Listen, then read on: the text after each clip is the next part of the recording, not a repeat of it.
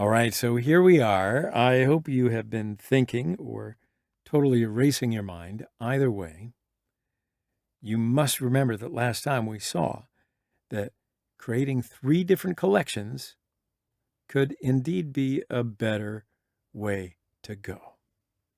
However, I do want to say that, as you also remember, we've already got a property with the name of articles inside of our student.js file. We've done lots of operations with it, and I don't want to remove them all. So maybe it's better to change this article collection to article blog collection.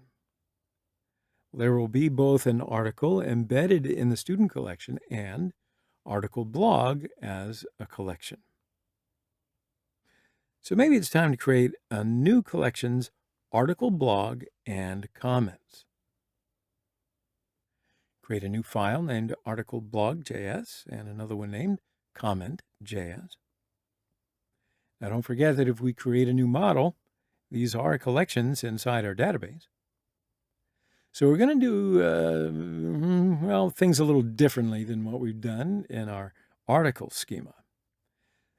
So inside the article blog file at the top, we're going to import mongoose.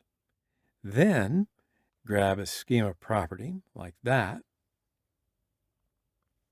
After that, define article blog schema, and it will be a new schema. And we'll add different properties like title of string, and content will be string as well.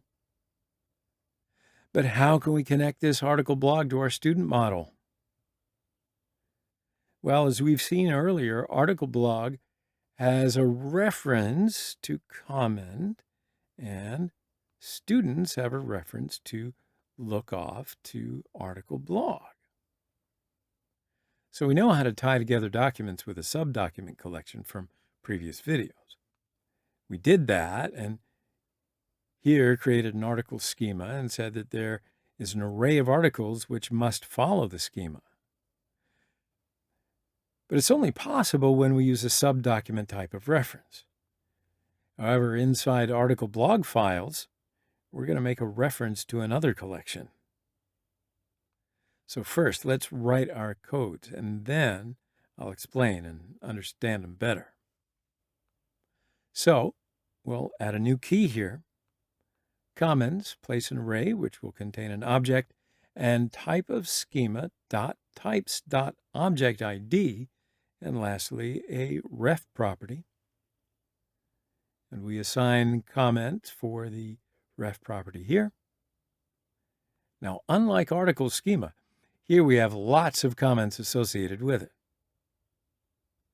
So here we specify the type of reference, the type pointing off a record in a totally different collection.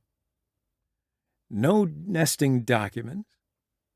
We will have a type of object ID and specify a ref comment.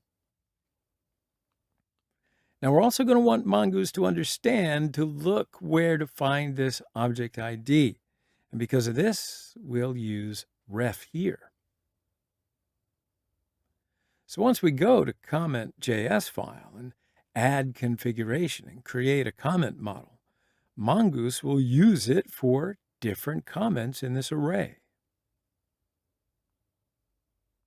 All right, so now we will declare our actual model below because we're done with the schema now. And we'll write const article blog equals mongoose.model. Name it article blog, and article blog schema will be used. And at the end, we add module.exports equals article blog. And now we are done with the article blog model, and it's time to continue with the comment collection. So again, we'll put const mongoose equals require mongoose below const schema equals mongoose.schema. Then create our new schema by putting const comment schema equals new schema. And that way, the only thing that we're going to deal with inside here is content. So we say that content will be string. Now, I hope that you remember we should make reference to the student who made this comment. And here we can say students, and here we have only one student, so we will assign an object, not an array. And again, we'll specify the type with schema.types.objectID. And we're going to specify our ref with student, the name of the student model with lowercase. And again, at the end, we'll register this to Mongoose by adding const comment equals mongoose.model. And we'll pass in comment and comment schema. Lastly, module.exports equals comment.